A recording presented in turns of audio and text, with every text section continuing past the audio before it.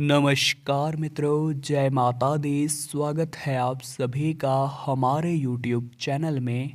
तो तुला राशि वालों, आने वाले अगले 10 दिन यानी 11 जनवरी से 20 जनवरी का समय, यकीन मानिए कयामत के बाद लौटे हैं ये अच्छे दिन। इन्हें बर्बाद मत करिएगा। इन दिनों का जितना फ़ायदा उठा लेंगे ये आपके आने वाले समय उतने ही अच्छे परिणाम देने लगेगा। वीडियो बड़ी ही खास है चूँकि 14 तारीख को सूर्य का मकर राशि में प्रवेश होगा। इसी के साथ मल मास का अंत होगा। जीवन में सुख की शुरुआत होगी और शुभ कार्य आपके जीवन में दस्तक देंगे। क्या परिस्थितियां बनेगी, क्या सावधानियां बरतनी है, क्या करना शुभ रहेगा, क्या करना अशुभ रहेगा, बहुत ही शानदार परिणाम आज वीडियो में लेकर आए हैं। थोड़ा सा समय निकाल कर अंत तक जरूर देखिएगा। लेकिन सबसे पहले जितने भी माता रानी के सच्चे भक्त हैं, जितने भी महादेव के सच्चे भक्त हैं, वे अभी के अभी वीडियो को लाइक करें। कमेंट बॉक्स में कोई घमंडी होगा जो जय माता दी हर हर महादेव नहीं लिखेगा। आने वाले अगले 10 दिनों में कुछ खास लोगों के साथ जब आप विचारों का आदान प्रदान करेंगे तो आपको एक बात समझ आएगी कि ज्ञान बांटने से बढ़ता है और ज्ञान बांटने से और ज़्यादा मिलता भी है। जब हम किसी से कुछ बात करते हैं तो सामने वाला हमें कुछ समझाता है। अगर आप यूँ सोचेंगे कि मेरे पास कोई फॉर्मूला है और मैं उसे खुद से छुपा कर रखूँगा, किसी को नहीं बताऊँगा, तो वो आपको उतने अच्छे फल नहीं देगा। क्योंकि ज्ञान बांटने से बढ़ता है, लोग आपसे जुड़ते हैं। हाँ, कुछ लोग विश्वासघाती भी होते हैं, आस्तीन के सांप भी होते हैं, जो हमसे ज्ञान तो ले लेते हैं लेकिन हमें ही धोखा दे देते हैं। तो ऊपर वाले के बही खाते में सब लिखाया जा चुका है। आपको चिंता नहीं करनी है, आपको बस अच्छे कर्म करने हैं। प्रॉपर्टी अथवा वाहन की खरीद फरोख्त की योजनाओं का कार्य इन 10 दिनों में हो सकता है। यानी कि प्रॉपर्टी भी खरीदी जा सकती है, वाहन भी लिया जा सकता है। संभावना पूरी पूरी है। मकर संक्रांति का पावन पर्व है, आप सभी के लिए ढेर सारी खुशियाँ लेकर आ रहा है। विद्यार्थियों तथा युवाओं को अपनी मेहनत का उचित परिणाम मिलेगा। कई बार जिंदगी में ऐसे मोड़ आ जाते हैं जहां बहुत कुछ करने के बाद भी परिणाम नहीं निकलते, लेकिन अब भाग्य साथ दे रहा है। बस भाग्य भरोसे आपको नहीं बैठना है। बहुत सारे लोग होते हैं जो कहते हैं कि अगर मेरे भाग्य में लिखा है तो मैं क्यों काम करूं। अगर भाग्य में लिखा ही है तो वो मेरे पास अपने आप आ जाएगा। लेकिन भाग्य में ही अगर ये लिखा है, मान लीजिए कि मेहनत करने से आएगा, तो फिर क्या होगा। इसलिए मेहनत करते रहिए। किसी भी तरह के वाद विवाद से हमें खुद को दूर रखना है, वरना बैठे बिठाए मुसीबत गले पड़ सकती है। कई बार हमने देखा है कि हम तो झगड़ा छुटाने जाते हैं लेकिन वो झगड़ा घूम फिर कर हमारे ऊपर ही आ जाता है। कई बार ऐसा होता है। तो आप ज़रा बचकर रहिए, क्योंकि इस दुनिया में कुछ भी हो सकता है। कोई किसी शिकार बन सकता है और कोई बड़े से बड़े आरोप से भी बच सकता है। कुछ भी नसीब की बात है। बच्चों की समस्या को नज़दीकी व्यक्ति के साथ शेयर करिए, विचार विमर्श करिए। अगर आपको इस लाइन का नॉलेज नहीं है तो अनुभवियों से बात करिए, लेकिन ये उनके करियर का खास मोड़ है। यहाँ पर जल्दीबाजी दिखाना या फिर कुछ भी निर्णय लेना भारी पड़ सकता है। अपने ऊपर काम का बोझ आप थोड़ा ज़्यादा महसूस करेंगे। नतीजा क्या निकलेगा, आप थोड़े चिड़चिड़े हो जाएंगे। और अक्सर यही होता है, जब भी आपके ऊपर काम का बोझ बढ़ जाता है तो आप चिड़चिड़े हो जाते हैं। आपका बोलने का टोन बदल जाता है। घर वालों के साथ आप लड़ाई झगड़ा करने लगते हैं, उन्हें कुछ भी कहने लगते हैं, कहा सुनी करने लगते हैं। तो यहाँ पर स्वभाव थोड़ा संभालने की ज़रूरत है, क्योंकि घर परिवार में भी बहुत अच्छे दिन चल रहे हैं, सभी आपसे खुश हैं और सभी आपकी कीमत समझ रहे हैं। लेकिन इसी बीच अगर आप ऐसा व्यवहार करेंगे तो कहीं ना कहीं दूरियां बढ़ जाएगी। व्यवसाय में नई नई जिम्मेदारियां आपके ऊपर आने वाली है। अब बहुत सारे लोग ऐसे हो तो जिम्मेदारियों को बोझ समझते हैं।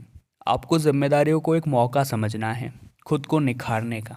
आपको जिम्मेदारियों को एक मौका समझना है खुद को साबित करने का, और उस जिम्मेदारी को इतना बखूबी निभाना है कि लोग समझ जाएं कि आप किसी से कम नहीं। साझेदारी में व्यवसाय करने से कुछ न कुछ गलतफहमियां तो उत्पन्न होगी ही। हो सकता है आपको अपने साथी पर शक हो, या ये भी हो सकता है पैसों का घपला वापर हो। तो अगर परफेक्ट पार्टनर हो तभी इस साझेदारी को आगे बढ़ाइएगा। आपको पता है ये व्यक्ति बचपन का मेरा दोस्त है, इतने सालों से मेरे साथ जुड़ा हुआ है, ये कुछ नहीं करेगा तो ठीक है। लेकिन हाल ही में कोई मिला है, उसे ही आपने पार्टनर बना लिया, तो ये तो अपने ही हाथों अपने पैर पर कुल्हाड़ी मारने के समान होगा। ज़िंदगी में हमारी एक बात हमेशा ध्यान रखिएगा, जिस प्रकार पतझड़ के बिना पेड़ पर नए पत्ते नहीं आते, उसी प्रकार से संघर्ष के बिना जिंदगी में अच्छे दिन नहीं आते। एक क्लासरूम के अंदर एक टीचर ने 100 का नोट दिखाते हुए बच्चों से पूछा कि ये किस किस को चाहिए। सभी का कहना था कि मुझे चाहिए, मुझे चाहिए। उसके बाद उस टीचर ने उस 100 के नोट को पूरी तरह से मरोड़ दिया। उसके बाद में बच्चों से पूछा तो भी बच्चों का कहना था मुझे चाहिए। उसके बाद टीचर ने उन्हें उस 100 के नोट को पैरों से रौंद दिया, उसे गंदा कर दिया, उसे तबाह कर दिया। फिर भी बच्चों का यही कहना था कि मुझे वो नोट चाहिए, क्योंकि कितना भी उसको घिस दिया जाए, मरोड़ दिया जाए, 100 के नोट की वैल्यू कम नहीं होगी।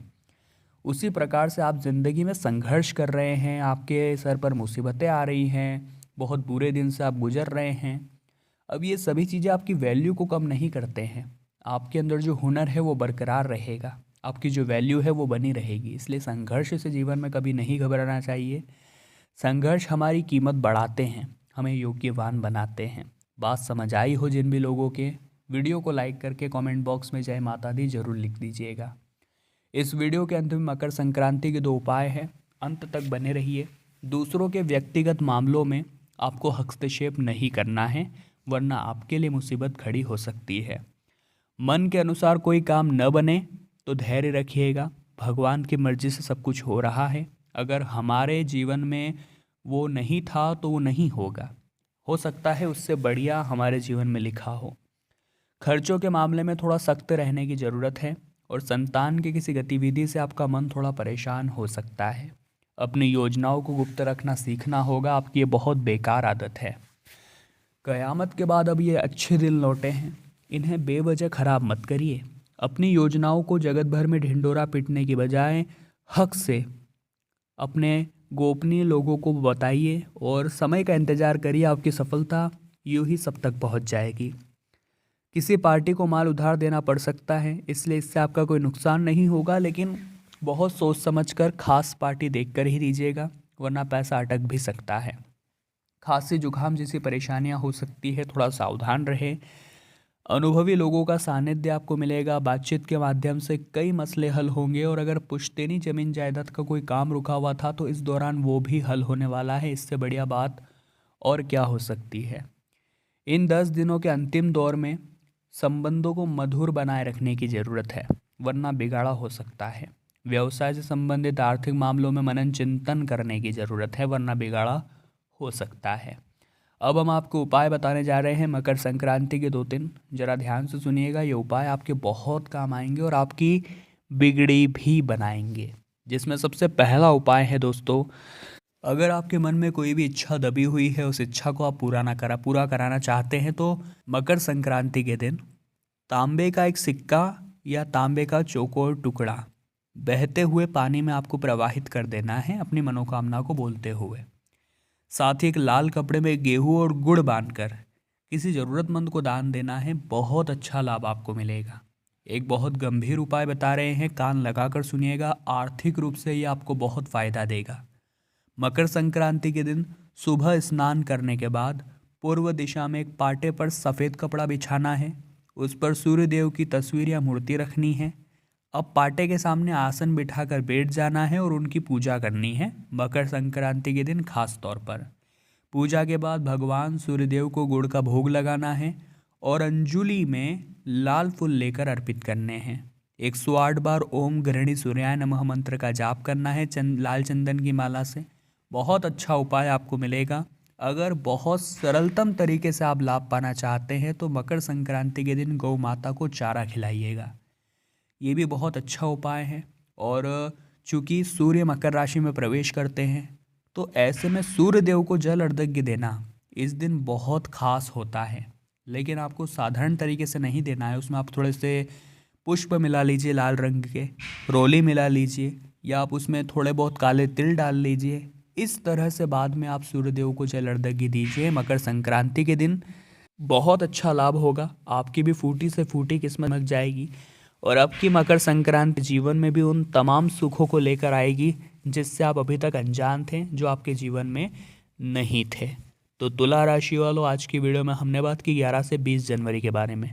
वीडियो पसंद आई हो तो लाइक करें, कमेंट बॉक्स में जय माता दी लिखें और हमारे चैनल को सब्सक्राइब करके बेल आइकन को प्रेस कर लें। अभी के लिए आप सभी को बहुत बहुत धन्यवाद।